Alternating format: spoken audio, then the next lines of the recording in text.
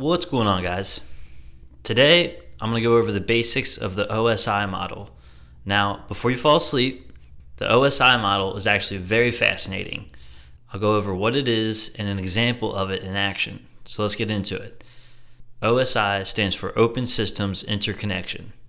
It's an architecture of 35 different layers, each layer containing its own kind of protocols that send data from different hosts across a network.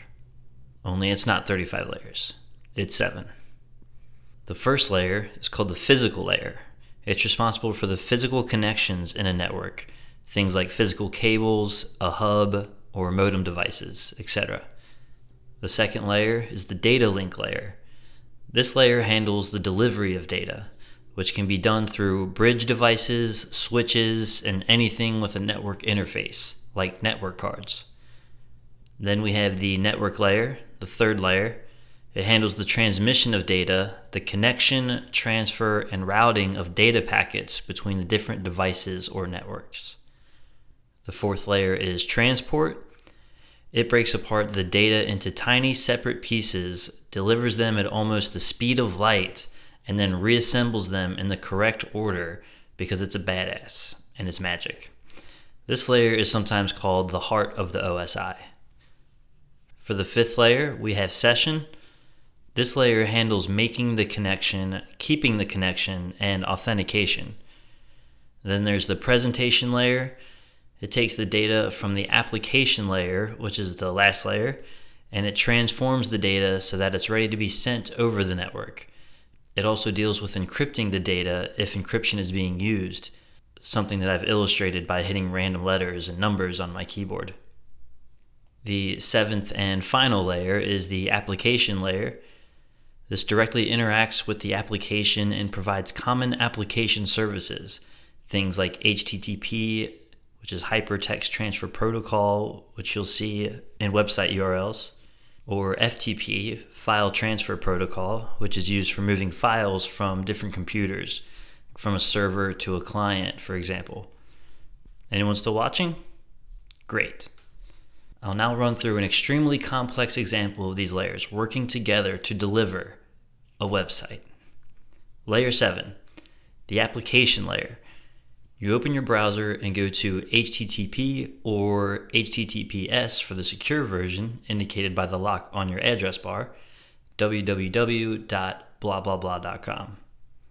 Layer 6, the presentation layer. It takes that HTTP request, encrypts it as needed to send it over the network, and it will be decrypted once it arrives at the server. Layer 5, the session layer, establishes connection between your computer and the server that's serving up the website, and it keeps that connection while you view and interact with the site. Layer 4, the transport layer, this handles breaking the data into tiny pieces the network can handle, sending that data over the network, and reassembles it once it's arrived at the server.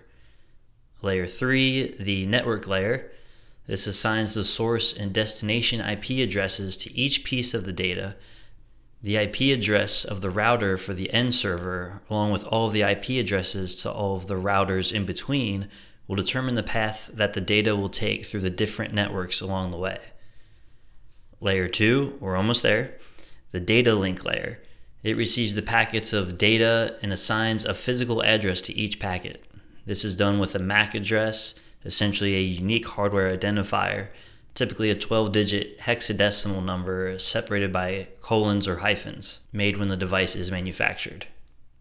And lastly, layer 1, which is weird to say, the physical layer. It takes the packets of data and their addresses, then delivers them through things like copper wires, fiber optic cables, etc., along the network path. All of this happens in microseconds, unlike the making of this video, which took hours. Make sure you like and subscribe. And there you have it, a quick explanation and quick example of something extremely complex. Pretty crazy to think about how this was all developed in the first place. If you want to catch some interesting things like this again in the future, please like, subscribe, comment, share, donate, buy me a computer, download DaVinci Resolve version 16.7 and help me edit my videos, and of course, take me out for pizza. Thank you very much for watching, and I will catch you in the next one. Check it.